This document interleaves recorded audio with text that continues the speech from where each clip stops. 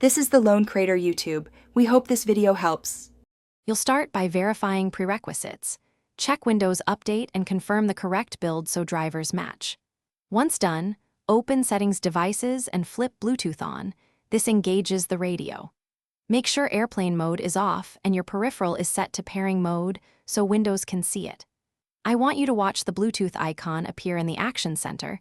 That visual confirms the adapter is active and ready for the next steps.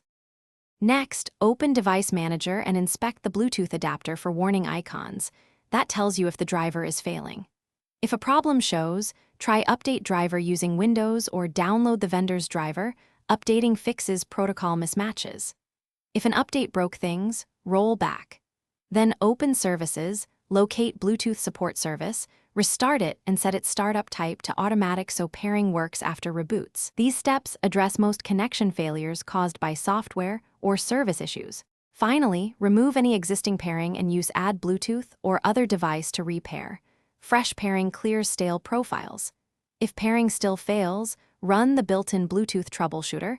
It automates registry and service fixes. Make sure power management isn't turning the adapter off. In Device Manager, go to Properties Power Management and uncheck Allow Computer to turn off this device. If you still have issues, try a USB Bluetooth. Thanks for watching.